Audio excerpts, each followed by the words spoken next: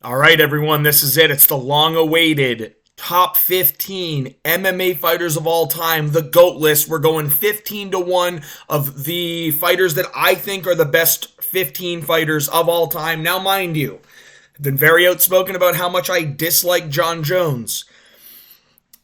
I've been very outspoken about a lot of different fighters, Khabib Nurmagomedov, and not in terms of not liking him. Like, I kind of like Khabib, even though I'm a McGregor guy. I like Khabib. But I'm not going to bring up the bias. The bias is not going to have anything to do with this ranking. I want to make sure you guys know that ahead of time. This is purely based off of what they've done in the octagon. If they did something outside the octagon that affected what happens in the octagon, that will come into effect. But we're going to talk about the best fighters of all time, the top 15. I'm giving you my list, 15 to 1. Would love to hear what you agree with or disagree with in the comments. We can certainly chat about it. But, yeah, this is my list, and, it may change in the future. There are a couple of current fighters on here right now that could either get better, get worse, might fall out, might stay in. We're going to have honorable mentions at the end. But before I keep yapping on about nothing, this is the top 15 GOAT list. You already know what it is, and let's get right into it. Starting with the number 15 fighter of all time. It's Henry Cejudo. Might be starting a little hot here. Not sure what you guys think about it, but I got Henry Cejudo in here. Now, he's a 16-4 fighter, double champ status. There was a lot of guys in here at the 15 spot, and you'll see when we get to honorable mentions before we get to the number one fighter of all time per my thoughts, per me, the guy who I think is the best of all time. You'll get all those honorable mentions. You can interchange some of them with Cejudo here at 15, but I'm going to put Cejudo here at 15 over some of these guys because he was the double champ, flyweight and bantamweight. I get flyweight wasn't as stacked, but he did have a good fight. He did win the title at bantamweight, and bantamweight's not an easy division. Flyweight's no longer that easy of a division, but at the time, Cejudo went through who he needed to get through to win, and obviously he had a couple of really great wins. We're going to call the elite wins the guys that are top 25 of all time. DJ, Demetrius Johnson, for those of you who don't know, if you're watching this video, you know he's on this list somewhere. TJ Dillashaw, Dominic Cruz. Those are really, really good wins for Henry Cejudo, man. They really, really are. This guy is an absolute... He may be cringe as hell. I get it. But, dude, he was a double champ. He has really, really good wins. He has another win over Marlon Moraes, which at the time was really, really good. Marlon Moraes is an absolute murderer. Was an absolute murderer, and I get it. He had his decline, but Cejudo wasn't fighting him when he was in the middle of his decline. Cejudo was fighting him as Marlon Moraes' name was extremely prevalent and extremely intimidating to fight. Those are really good wins. Cejudo fought really, really well. He's very well-rounded. And he's 37 and he's still fighting. Now, I get it. He's on a 2-fight losing streak. But 3 of his 4 losses, dude. One is to Demetrius Johnson, who is on this list, and you'll hear about him later. You'll hear about him.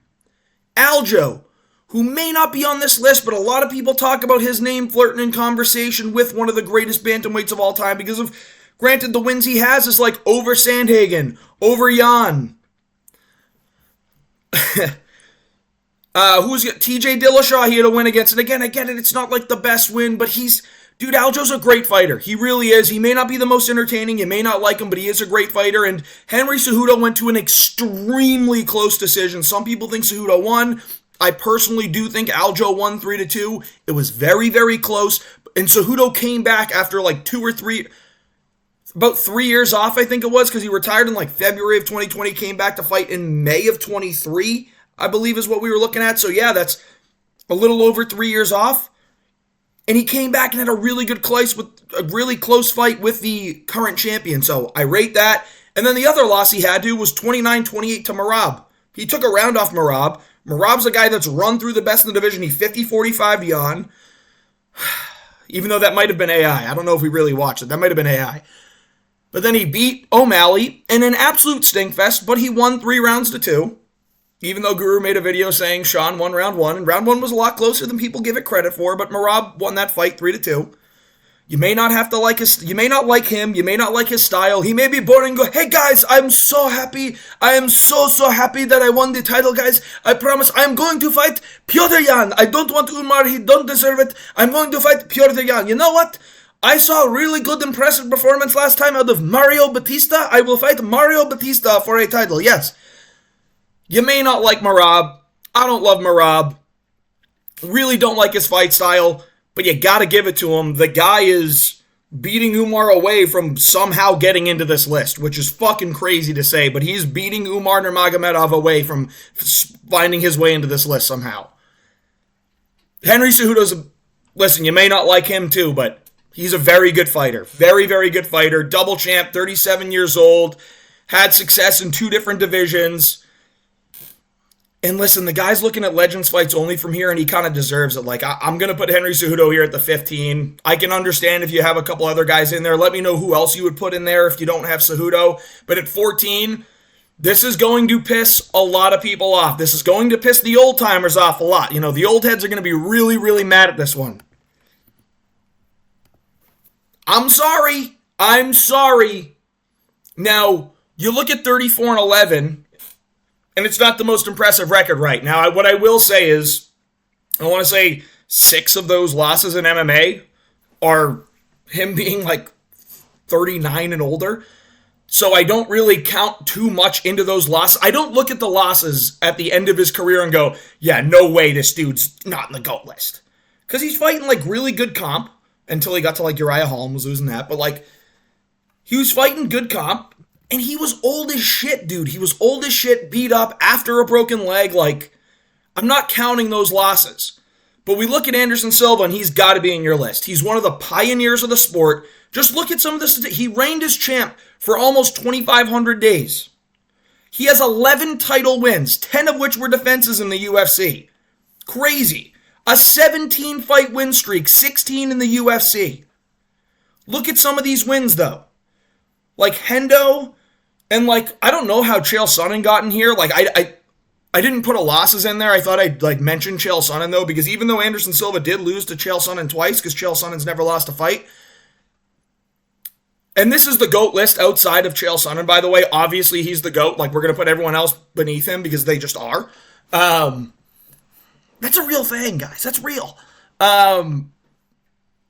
Listen, like Hendo, Chael Sonnen, Damian Maia, Vitor Belfort, and then he had the Derek Brunson win at the end of his career. Of course, he somehow found a way to beat Brunson. Rich Franklin, like Chris Liebman's another win. It's like people go nuts for that win. I'm like, dude, I don't want to be that guy. But what I'll say is, those dudes that he was beating, I just don't think they're in the top 15 at middleweight. In their prime, Hendo, maybe Chael, those might be the only 2 guys in today's MMA that even in their prime would make the rankings. Brunson, I get, was in it, so I guess you can count Brunson too, but like, it's Brunson. Listen, when it comes to the sport, I was not watching this when Anderson Silva was going on his crazy streak, so you can take that into account. I'm not one of the old heads. I didn't watch it all the way back then in 2011. I was like 15. And I get it, like, if you want Anderson Silva higher, you can. Like, it is what it is, though. I look at these wins, and they're not as impressive to me as some of the other wins that you're going to see later in this list in terms of, like, the guys he was beating. Like, dude, they were fucking plumbers. No disrespect, Sal. I know you're not watching this video. My buddy Sal's a plumber. But, like, dude, like, these guys, like, had side gigs when they were fighting. Like, Chris Liebman's not, like, these aren't, like, really well-rounded fighters. Like, I know Chael has his hands registered because it was one of the promotions that he got. Like, he literally got paid to advertise registering your hands. But then we watched him box Anderson Silva later. Like, it was shit. Like, it was literally shit. He doesn't have dynamite in his hands. He doesn't have great striking. Vitor Belfort. Yeah, he has dynamite in his hands when he's got his needle in his ass. Like, that's the other thing. And talking about needles in the ass, again, Anderson Silva, also a PED user. You know how I feel about that stuff, guys. It matters to me if you had to take PED. Now, I don't think Anderson Silva had to take PEDs to win some of the fights he was on, but he did, and he popped. It matters. He's not getting removed from the GOAT list from it. There is never going to be a point in time where Anderson Silva is not in this GOAT list. This will go as long as time prevails because of what Anderson Silva did for the sport, because of this time reigning as champ, because of his win streaks and his title defenses. He will always be in this list, but I'm not going to put him higher than some of these other guys in here. I'm sorry. when there is someone else that's ready to jump in, they may go above Anderson Silva, but Anderson Silva's not the one getting kicked out. It'll be a Cejudo getting kicked out. It may be the 13, the 12, the 11. Like, one of those guys will get filtered out instead, because Anderson Silva does deserve to be on here for as long as time exists. But I'm going to look at his wins and go, dude, it doesn't do it for me to call him the GOAT. Like, I get he was an insanely good striker, but if he faced a Khamzat Chimaev, he's done in a round. Prime Anderson Silva's done in a round against a guy like Khamzat Chimaev. I think he loses to DDP too. I think DDP plot armors his way all the way through and gets a rear naked choke somehow. Prime Izzy versus Prime Silva, that would have been a fun fight to see, but like, I really don't know who wins that, but I just think today's game is so much more evolved from the game that was prevalent when Anderson Silva was in his prime that I have to take it into consideration. Anderson will always be in this list. I promise, Anderson will always be in this list. But I can't put him above the guys that I got in here right now. Some of his best wins, you're like, okay. But he has that long reigning title streak. He has the long reigning days as champ. He's a great fighter. He's one of the greatest of all time. He's a top 15 greatest of all time fighter, but I cannot justify him being above some of these other guys. Like, I'm going to put Jose Aldo ahead of him. You guys may not like it, but like, this guy's 32-9 on paper, even though I watched him beat Mario Batista and just get robbed for no fucking reason.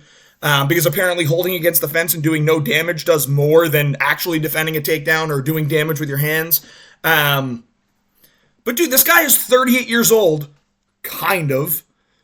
You hear Gilbert Burns talking about how, dude, he was like 42 years ago when we were fucking hanging out or whatever. Like, he was saying that on the Show Me the Money pod, which you need to check out because it's fucking awesome. Moicano, Gilbert Burns are awesome. I like Matty Betts a lot. I think he's a funny guy. They have a great team over there, so definitely check their pod out. But, I mean, Jose Aldo's a legend of the sport, bro. Like, we can talk about WEC, but like, when he's beating guys in WEC, he is beating like Cub Swanson, and he is beating Dominic Cruz, like, not Dominic Cruz, he's beating like Uriah Faber, like, he's beating the guys at the time who again aren't as well-rounded, but still they're more well-rounded than the guys that Anderson Silva was facing. So like, what are we going to talk about here? Jose Aldo was reigning as champ for a good amount of time. He has 9 title defenses, 7 of which in the UFC. And you look at his wins, like, they're good wins. Like, when he's at featherweight, he's beating Chad Mendes, Frankie Edgar, Korean Zombie. Then he loses to guys like Max Holloway and Volk, some of the best that you'll possibly see.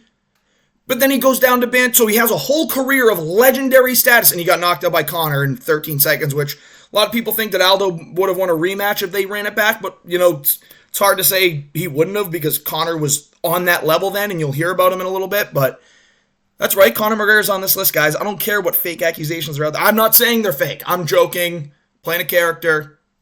Just saying that case is a little fishy, but we'll get to it in a second. I'm going to be in trouble. He had a legacy at featherweight. Like, Jose Aldo had this legacy at featherweight where he was just an animal, and some people will still call him the GOAT of featherweight. I won't. I don't think he is the GOAT of featherweight. I think he's one of the guys, but I don't think he is the GOAT of featherweight. I think there are people that have done more than him. But like Jose Aldo, again, another pioneer of the sport, a guy that will always be, maybe he'll always be on this list. Like, it all depends on how other people's careers go, or if we get new, like in 20 years, if like a plethora of new talent comes in, we're going to have to consider. But Jose Aldo's a monster.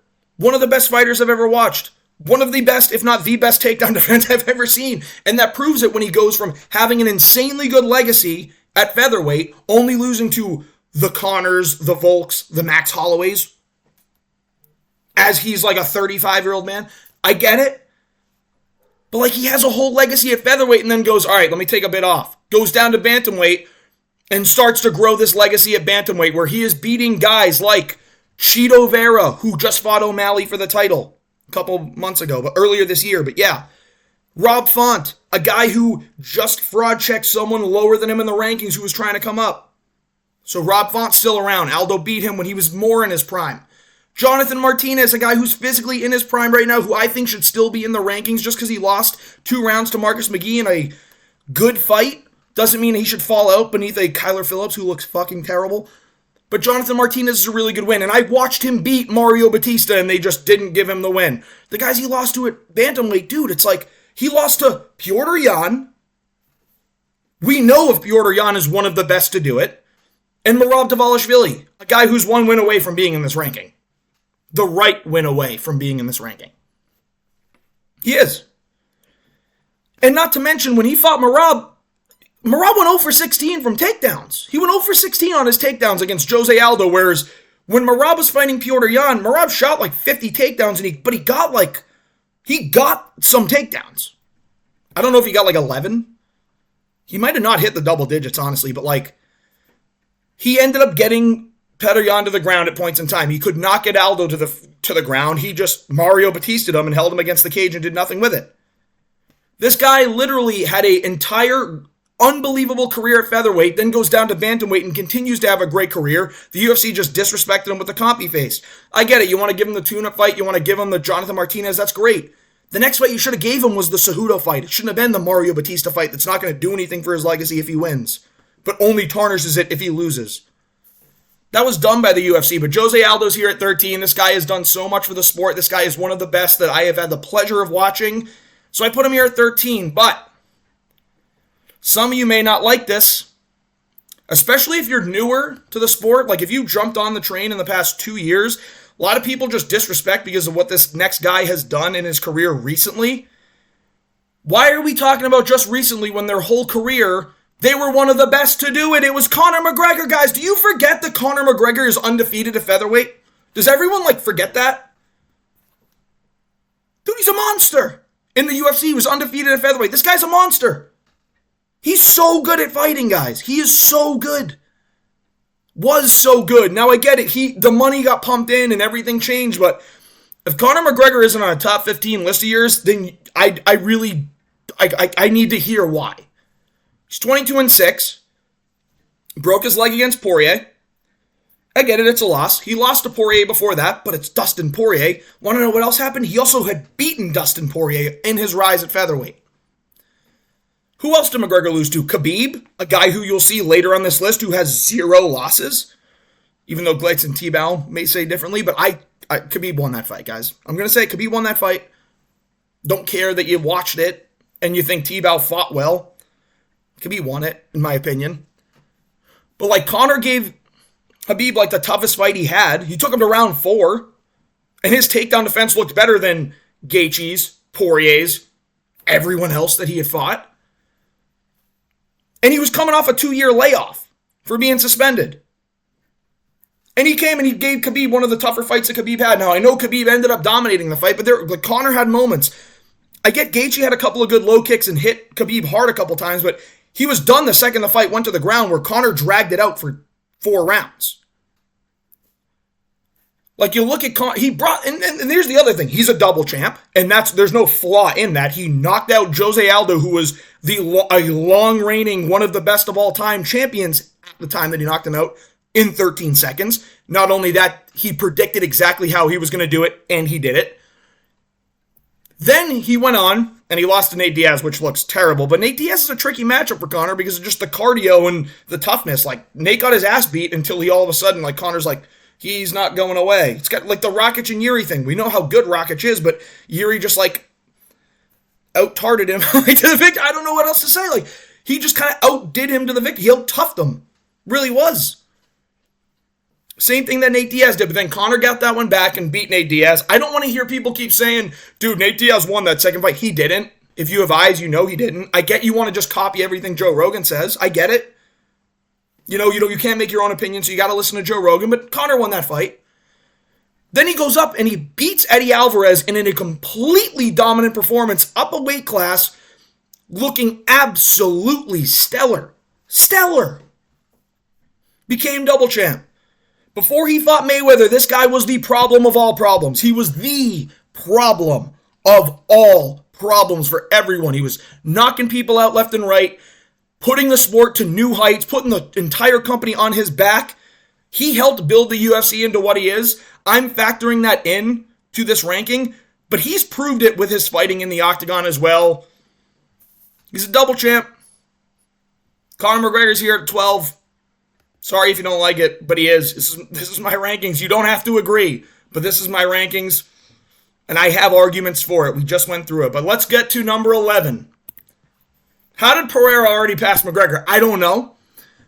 He's also a 2-division champ. But he beat 5 former champions, guys. And he did it in such a short amount of time. He is 37 years old, walked into the sport, had a couple wins, goes to fight Izzy, and it's like, dude, we rocketed him to the top.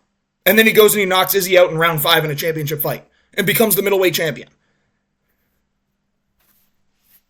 Not only that, he had to cut an insane amount of weight to do that, and he made weight every time. Respect, right? Like, how the fuck are we looking at him going down to 185 and we're like, dude, this guy made weight, but you can't have Christian Rodriguez make weight at a new weight that he's trying. Like, crazy to me. But Pereira's 12-2, and I know it's crazy to put him on this GOAT list. I get people are like, dude, how can he already be on there? But like, dude, he's a 2-division champ. He's active. He's carrying the sport right now. And he is winning in super impressive fashion. He is knocking people out left and right. He beat 5 former champions in 2.25 years. He beat Sean Strickland, who at the time, like, it's a tailor-made matchup for Pereira. But then Strickland went on to beat Izzy. Went on to have the closest fight that DDP's had. Okay, so Strickland's a sick win under the belt. Then Jan Blachowicz, another guy that beat Israel Adesanya, who people talk about as one of the greats. Who else did Jan Blachowicz beat? He knocked out Dominic Reyes, who at the time was nuts. Like, Jan Blachowicz is a great fighter. He's a very, very... Now, he's not in this list, but Jan Blachowicz is a great fighter. Pereira beat him in his first fight going up to a new weight class at elevation. And he got taken down and controlled for the whole first round, and he came out and won that fight. Then he beat Erie, a former champ. And he beat him twice. He knocked out Jamal Hill, a former champ. Say what you want. If you don't, and I know I'm a Jamal Hill fan. I know I'm a Jamal Hill fan, and some of you guys aren't. Most of you guys aren't, because I get you don't understand how to promote fights. It is what it is. But I'm a Jamal Hill fan. Jamal Hill's a very good fighter. He's a very technical fighter. He's a very powerful fighter. And Pereira knocked him out. Cold in round 1. That's a former champ. And then he was the first guy to knock out Izzy and beat Izzy at middleweight. Knocked him out. He knocked him out in round 5, too. This guy's already a superstar around the entire world. Double champ. Dude, he has 3 title defenses already. He literally has tied Khabib in title defenses in 2.5 years.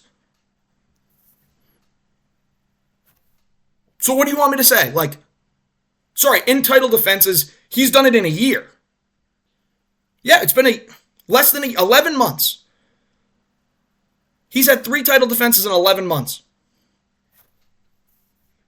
So what? Jamal Hill, Yuri Prochazka, Khalil Rountree, 3 title defenses all in the calendar year of 2024. Same amount that Khabib has. Same amount that Makhachev has. And he's had the light heavyweight title less. He has literally built his whole legacy in literally less time than John Jones has fought in between, Reyes and then gone. But I'm not right. We're not bringing bias into it. I'll leave that out of it. But this guy has built his legacy here at 11. I'm putting Alex Pereira in, and at 10, it's another current fighter. You may not like it, but you got to respect it. It's Ilia Topuria. Dude, this guy has some of the best technique we've seen. He is undefeated 16-0. But for his 16th win, you want to know who he beat? Max Holloway by knockout, first to ever do it. For his 15th win, you want to know who he beat? Alex Volkanovski by KO, first guy to beat him at featherweight in the UFC. Now, I get there's scenarios and there's something going on with the Volkanovski thing behind the scenes where it's, hey, he just came off of a knockout 4 months ago when he went up a weight class. Now he has to go down a weight class, cut more weight, coming off a knockout and fight a power puncher. But the thing is, Ilya's not just a power puncher. Yeah, he's got dynamite in his hands. But he's got legit-ass technique. Legit technique. He's a great grappler, too.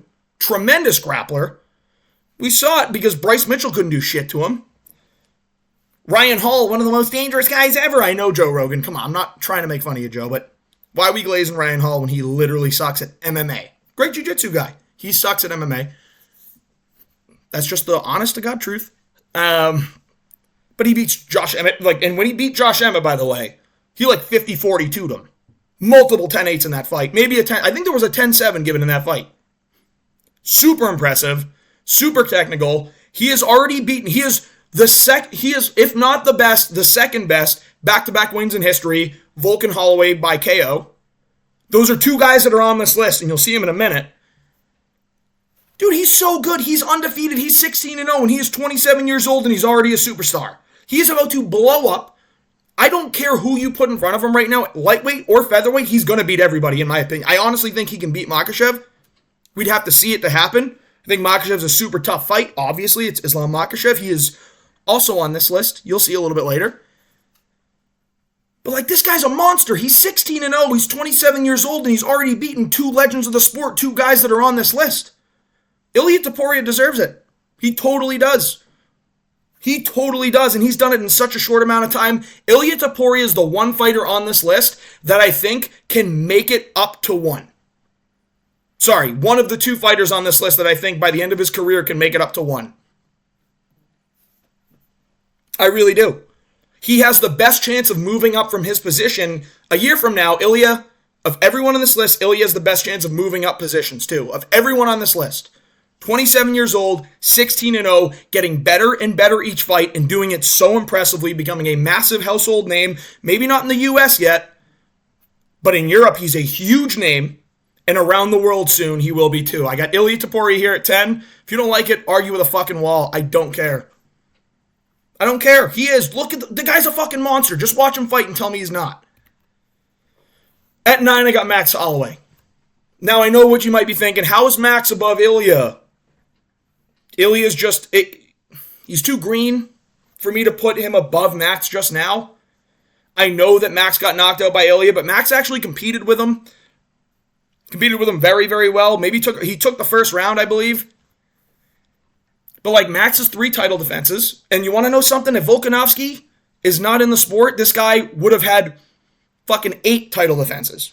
Whoever you put up, he was going to beat. Unless, other than Volkanovski and Topuria, whoever you put up, he was just going to beat. And it didn't matter what kind of matchup you gave him. He was just doing it. Because want to know what happens is, he goes in there, beats Aldo twice, stepped up to try and fight Khabib. Now, that fight fell through, but that's tough as shit. Like, I love that. That's tough as hell. I get it. The record isn't the prettiest. 28-6 is not a terrible record, but, like, the guy has been in the UFC since he was, like, 21 years old. He's 32. His career's not over yet. And now he's making a full move up to lightweight where I think he's going to be able to continue to build his legacy more and more. Like, look, he beat Aldo twice. That's huge. He lost to Volk 3 times, yeah, but the second fight was super competitive, where some people think Holloway won. I personally think Volk won the fight, but a lot of people think Max won. But, like, you look at his wins, too. It's Gaethje, he just had one of the best performances of the year. Knocked him out in the last second at UFC 300, stole the show. Frankie Edgar's a good win. Really good win. Arnold Allen today, so he beats contender Arnold Allen to stay up top and make sure that he gets a third chance at Volkanovski. Based. Sick win. Love Arnold Allen. Think he's super talented. But Max beat him. That's a great win. Knocked out Zombie. That's a great win. And listen, if he had taken Zombie to a competitive decision, I would have said, listen, I don't know that I'd consider that one of his great wins. I expected more, but he literally knocked out the Korean Zombie in 3 rounds. And Korean Zombie, like, came to fight in that. Now, I get he didn't have the chin that he used to have, but he came to fight. Yair, he had a competitive fight with Yair, who was super dangerous, but he won. And he showed us how good he is to stay a contender. He had one of the best performances of all time against Calvin Kattar, a guy who was super dangerous at the time. A lot of people were saying, yo, this guy might be the best boxer in the division. Max shut that down real quick. And then Ortega, another guy that people thought was super dangerous at the time. And here we are. Max Holloway literally took his hands and put them in front of his face. He's like, yo, brother, you need to block your face, brother. I mean, he tried to help Brian Ortega learn defense in the middle of the fight as he was beating his ass. He also beat Pettis. That's a good win back in the day. The guy's a BMF champ, and he was a featherweight champ. This guy's always going to be a perennial contender, always going to be at the top of the division until he retires. Sick fighter. I got to put Max Holloway on this list. He's here at 9, 1 above Ilia, just because he's been in it longer. I fully expect that as time continues to pass, Ilia will pass him, but right now, Ilia being only 16-0 and Max being in the sport and a perennial contender for his entire career, I'm going to put Max one spot above him, but I fully expect that to change as the years go on. Next, at 8. Some of you may not like this. My guy Corky Plays, if you're watching, I know you love Khabib. He's a great fighter. I got him here at 8. He's always going to be in this list because he's 29-0 and undefeated. He left the sport too early for me to put him above some of these other guys. And that's really the only reason. If he stayed in and he got these wins against the high-level competition that he was fighting, he's up higher. But he retired too early. I get it. It was his decision. That's totally fine. He was deserved to be the pound-for-pound guy at the time. But we talked about Ilya's 16th win being a knockout over Max Holloway. Khabib's 16th win was against a 0-0 guy. He had a stat-padded resume. Now, I get it. He destroyed all the guys. I get it. But his resume was stat-padded all the way up until he got to the UFC. That matters to me. When you're looking at a 29-0 record, like, that matters. Now, his 3 title defenses are against great all-time lightweights. Poirier, McGregor, Gaethje. They're really good wins. Those are his 3 defenses. That's a sick 3 defenses. McGregor, like we talked about, at the time that he beat McGregor, McGregor was that dude. So it's not like he was fighting a post-leg break McGregor. I don't want anyone to get that wrong, because what Khabib did was insane. Insane. Looked great in that McGregor fight. Even though McGregor gave him his toughest fight, the fact that that was his toughest fight at the time is crazy, because he still dominated McGregor. He beat Poirier, which is a really good win, in Poirier's prime of his career. And he beat Justin Gaethje, a difficult matchup because the guy hits like a truck. The second he got on the ground, we found out that Justin Gaethje doesn't know jiu-jitsu, because it's not that he doesn't know jiu-jitsu. I'm like, you guys know I love Gaethje. I'm brash. Boston guy, I'm brash. It is what it is. But he made Gaethje look like he don't know how to fight on the ground. He literally had the choice of armbar or triangle choke, and in the middle of the fight, he thought, damn, Gaethje's mom's here. I don't want to see him have his arm broken. I'll just put him to sleep instead. So he did it. With what I believe was a broken foot, too. I thought he broke his foot in that fight. I don't really remember. But he also has great wins like Edson Barbosa, Michael Johnson, RDA. At the time, these are really, really good wins. And Edson win now is still a good win. Like, kudos, Lerone Murphy. You're not in the GOAT list. I'm sorry. But, like, really good wins there. And then he goes on to coach, and he's undefeated as a coach. One of the best grapplers we'll ever see, if not the best grappler, honestly. Khabib may be the best grappler of all time. So you got to consider that. But he did retire too early. The only thing that keeps him lower is the fact that he retired too early before we could see him fight more well-rounded guys. Because those 3 title defenses, while they are great, those guys are strikers that prefer to stay on the feet, and Khabib's the guy that's like, I'm going to take you down and I'm going to beat your ass while you're on the ground. Would have loved to seen him fight against an Arman Sarukian. Would have loved to see him fight against, I'm trying to think off the top of my head, someone with a great, like a Gamrot would have been a good fight. I really do think a Gamrot, because he's a tricky one. Like, I think Khabib would have destroyed Dan Hooker, if we're being honest. I think he would have choked him out in a round.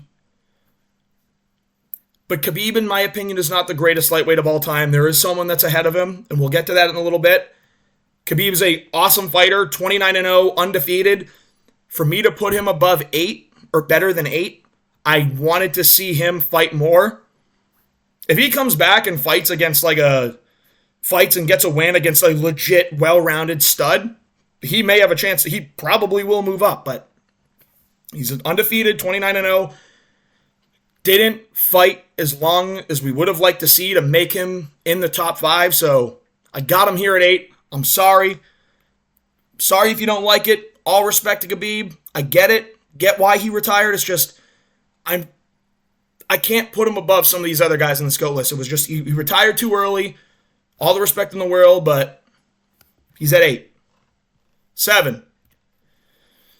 Why do people disrespect Stipe, bro? I realize that I did it because, and the reason why is just we were trying to prove to everybody that, like, John Jones is not fighting a legit contender when he's fighting a 42-year-old Stipe. If he fought Stipe 4 years ago, I would have said, this is a tough fight. Would have looked like a tougher fight, but you saw it in the fight that Stipe and John Jones had. They both looked slow and old, especially Stipe. Stipe looked really slow, really old, like he was coming for his money fight, and he got his money, so respect to him. But prior to that big layoff and the Jones fight, y'all must have forgot how good this guy really is. 20-5. Let's get rid of the Jones win, so it's 20-4. Before that, he lost to Ngannou. But guess what? He also was one of the only guys to beat Ngannou. He beat Ngannou when Ngannou was knocking people out left and right. Now, he also lost to Ngannou later in his career, but when Stipe was more in his prime, when his chin was a little more refreshed, he beat Ngannou by wrestling and just beating him up. Kind of. He beat him. 4 title defenses. At heavyweight, that's really, really impressive. When you look at his wins, beating DC twice is great. DC was 40-41 in those fights, I will say, but in terms of age, DC is great. Those are great wins for your resume. He knocked out Verdun when Verdun was the guy. He beat JDS when JDS was the guy. And again, that Francis win, like those are the ones that we're looking at, we're talking about. Stipe is an all-time great. He's such a good fighter, not to mention he's a good-ass dude. This guy's a firefighter. He's saving lives in his spare time and then going into the octagon to beat people's ass at 235 pounds when everyone else is like 260. Not Bradley Martin 260. They're a real tough 260. You know what I mean? Love taking shots at people, but dude, this guy's the greatest heavyweight of all time. Argue with a wall. Don't care. You can't call John Jones the greatest heavyweight of all time yet. He's the greatest light heavyweight of all time. But he's had 2 wins at heavyweight. It's against Cyril Gane, who can't grapple, and against a 42-year-old Stipe. John Jones becomes the greatest heavyweight fighter of all time if he beats Aspinall. It's totally fine. Might even... We'll get to this later, but Stipe Miocic, man, he gets really heavily disrespected. Such a good fighter. One of the better boxers. Beat supremely good talent. And made the heavyweight division not look as embarrassing as it is right now. Because the heavyweight division is embarrassing to watch right now. Bunch of fat, overweight guys with no technique just slugging it out over 15 minutes. Blech, terrible. Guys, look, you got to look at Stipe Miocic's career. You got to look at everything he did. You got to look at his past fights, and you know why he's in the top 7. But the guy that I have above him, so this is controversial. I got DC one above him. DC has a whole separate legacy in another division too. So he went up and he beat Stipe Miocic. He knocked him out. Sick win. And he did that at 39 years old. But he also had a whole legacy at light heavyweight. Let's talk about his other wins. Rumble Johnson, twice. That's an extremely difficult fight. A guy that can touch you and knock you out. If he misses a punch, the wind might knock you out from his punch. That guy had that kind of power. Beat Rumble twice by rear naked choke. Did the same thing. He beat him the first time by rear naked choke. And, Anthony Johnson's like, all right, dude. R.I.P. Anthony Johnson, by the way. Just good-ass dude of all dudes. But Anthony Johnson goes, all right, he beat me by rear naked choke last time. We're going to work on defending that. And you want to know what DC did? He beat him by rear naked choke the second time. DC also beat Gus. Sick win at light heavyweight. Sick win at light heavyweight. He beat Anderson Silva. It's an all-time win. Beat Stipe like we talked about. These are elite level wins. And then you talk about his great wins. Frank Mir at the time was a very good fighter. He beat Frank Mir. Roy Nelson I think he was undefeated or he only had 1 loss by the time DC was fighting him. DC beat him. Hendo. Touch of death in his hand.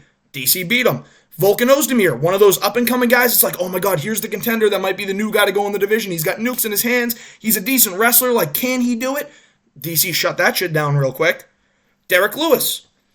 Again, that's not a super impressive one, but everyone knows who Derek Lewis is, and everyone knows that, he can knock you out of the... just like that. He did it to Curtis Blades. He won a decision against Ngannou by literally lulling him to sleep with power. DC's also an all-time great guy. I love having that note in here, but... This guy was also a 2-division champion.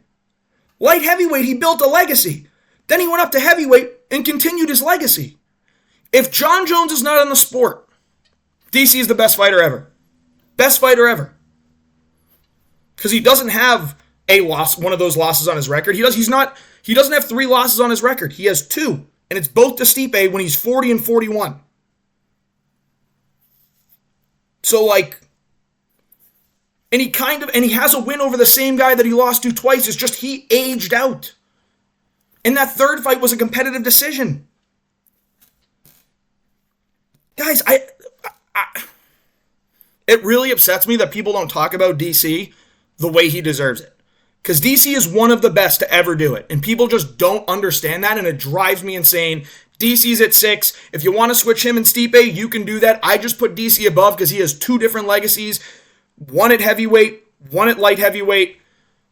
And again, he took Jones to a decision. He got head kicked by Jones, but guess what, guys? Is everyone forgetting that fight's a DQ? I don't know why DC has to break that down in the lead up to a fight for John Jones when John Jones popped for PEDs and that fight got wiped from his existence. It's a no contest. DC's that dude. If John Jones isn't in the sport, DC's the best fighter of all time. If you don't agree, I don't care. It's the right answer. Like, it literally is. But DC's that guy. He's here at 6 because John Jones does exist. As much as we may not like it, John Jones does exist. But we're going to go to 5. This is where we'll see how you guys feel about it. But I got Volkanovski at 5. 26-4. 2 losses to Islam Makhachev, 1 to Ilia Topuria. Both of which are in this GOAT list. Spoiler, Islam's coming soon, guys. Just saying. Spoiler. Volk is the greatest featherweight of all time in a division that has the Conor McGregor, that has Ilia Topuria, that has Jose Aldo, that has Max Holloway, and Volk's the best. He may be the most well-rounded fighter of all time. When you mix in the grappling, the striking, the grappling, the wrestling, like you can literally mix that all in. Volk is one of the best strikers you'll ever see. Tremendous grappler, tremendous wrestling. He's got all the skills in the world. He just happened to get to the age of 35, fought Islam Makhachev in a rematch on 10 days' notice, got knocked out, and then said, mate, I'm going to go down another weight division, and I'm going to show you my skills, and I'm going to go fight Ilia Topuria next, yeah? And then he got knocked out. I'm not saying he would have beat that fight with Ilia, and I'm not saying that him getting knocked out before is the reason why Ilia won, because if Ilia puts that punch on... Ilia can put that punch on Francis Ngannou, and Francis Ngannou's going out cold. I'm just saying, guys. I'm just saying. But when you look at Volk, like, dude, he made a dumb career decision, and that's the only reason, like, he's not on the Mount Rushmore. But it's Volk, guys. Like, do we forget how fucking good this guy is? He beat Max Holloway 3 times, who's the number 9 guy on this list. Tapology has Max Holloway at the number 12 guy, I think, all time. Tapology also has Jose Aldo on the top 15 list, I believe. And Volk beat him. Volk also beat Ortega in tremendous fashion. Volk got... Brian Ortega locked in a guillotine, and you know how good his guillotine is and how good his submissions are. Volk found a way out when he should have been out cold.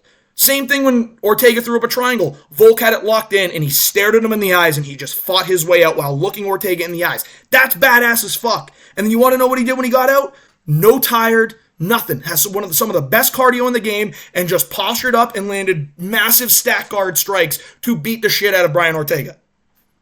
That's a sick win, guys. Sick win. And then, what solidified him being in this rankings, in this position, was not a win. It was his loss to Islam Makhachev. I'm going to say it. I believe that Volk won the fight. But I mean, I watch it different times. And sometimes I think Islam won. Sometimes I think Volk won. That round 2 is such a toss-up. It goes either way. It is what it is.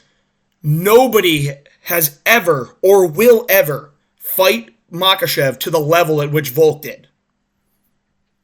I don't want to say never will, but like, dude, Volk was the first guy to show us that, like, oh my God. He's the first guy to show us it's not impossible.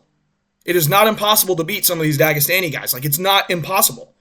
Volk had a sick fight with Islam Makhachev. One of my favorite fights to watch of all time, because the aura of Islam going into that fight was like, this dude is unstoppable. No one's going to beat him. He just beat Charles Oliveira, who was on a massive 11-fight win streak or something like that. And Volk goes in there and gives him the toughest fight that we have seen him have. Breaks him to the point where in the 5th round, you're watching Volk posture up while Islam Makhachev is on bottom. Islam Makhachev, was on bottom. And Volk literally postured up for a full minute and punched his face in. Nobody, not to Joe Rogan this thing,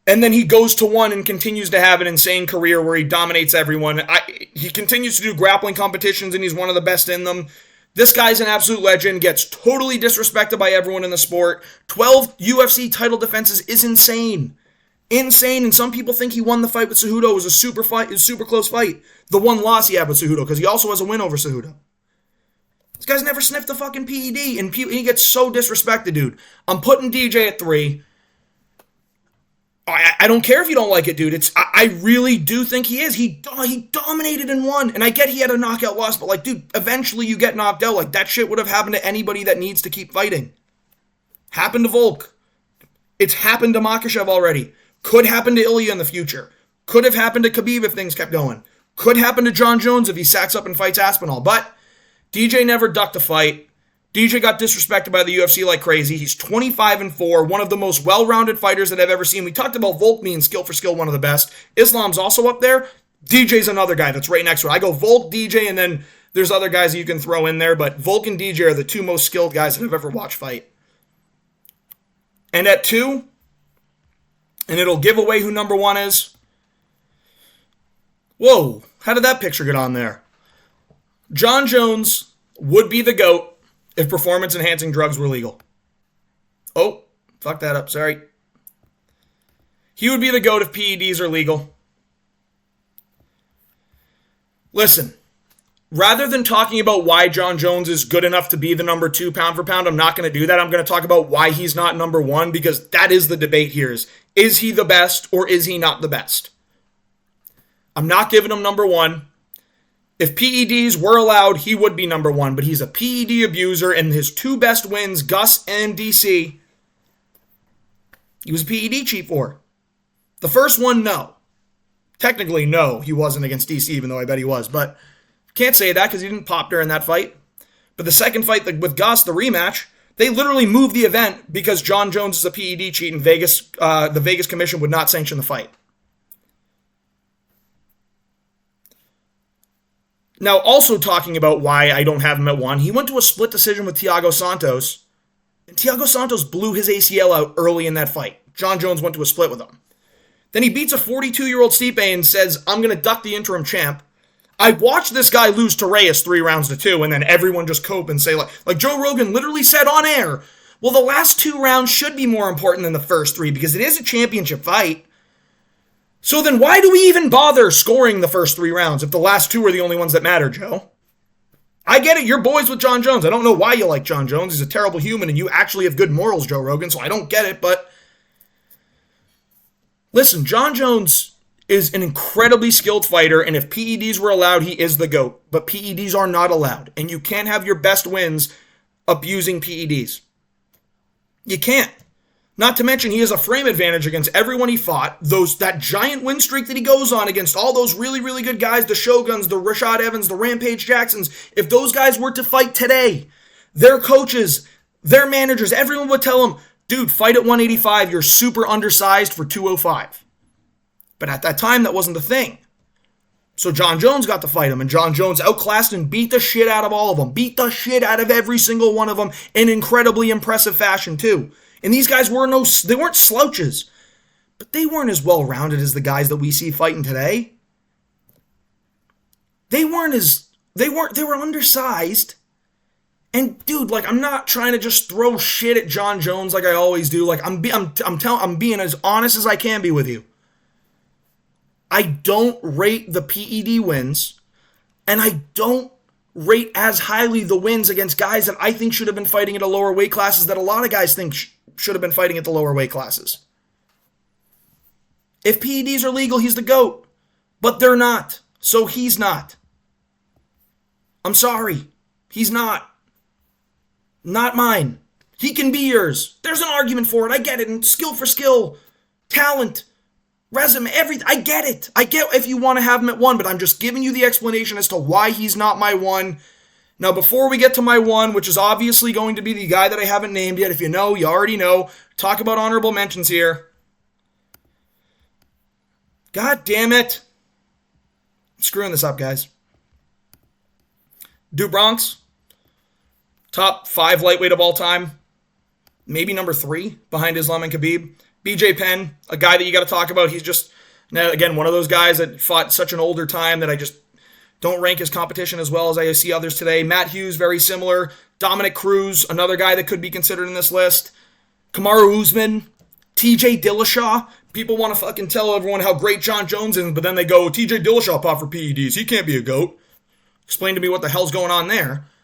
Israel Adesanya's name you can throw around.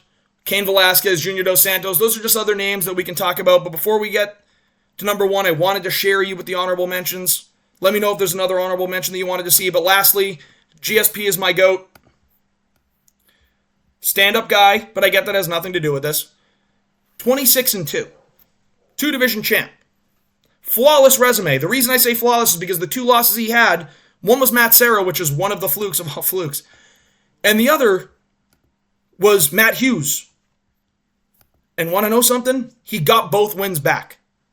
He also beat BJ Penn. He has wins over Nick Diaz, Carlos Condit, Michael Bisping for a double champ status. Not a two-division champ status, not double champ. He never held both at the same time. Johnny Hendricks, who was, like, literally could piss and melt steel beams. Whoa. He could piss and melt a pot. Because he was on PEDs, in case you don't get the reference. But GSP argued for more PED testing, got fucking trashed for it. GSP got piss tested 1,000,000 times, never popped, argued for more PED testing, was always clean, stand-up guy. But when he gets in that octagon, one of the most well-rounded fighters you'll see, tremendous striking, tremendous grappling, tremendous wrestling, and just ran through everybody. He has his two losses, one of which was a total underdog fluke, like crazy one with the Matt Serra one, but he got it right back. When he lost to Matt Hughes, he got it back. GSP's my GOAT, guys. He's my GOAT. Did it in such impressive fashion, and he also did it completely clean. This is my GOAT list. I hope you enjoyed it. I do have GSP at 1. Listen, you can put John Jones at 1. It is what it is. I just gave you all the explanations as to why he's not my number 1. This doesn't mean that he doesn't have to be your number 1, but I gave you my reasons as to why he's not my number 1. Let me know who you think I missed out in the comments. Let me know if you think things should be shuffled around. I hope you enjoyed the video. This was a fun one to make. I really took a lot of time to make it in terms of like positioning. Obviously, I threw a PowerPoint together, but I needed to find out who goes where, and that did take some time, so really did enjoy doing this. If you enjoy videos like this, let me know other ones that you would want to see. I'm happy to put some stuff together for you, but thank you again for watching. If you enjoyed, please like and subscribe. It would help a lot.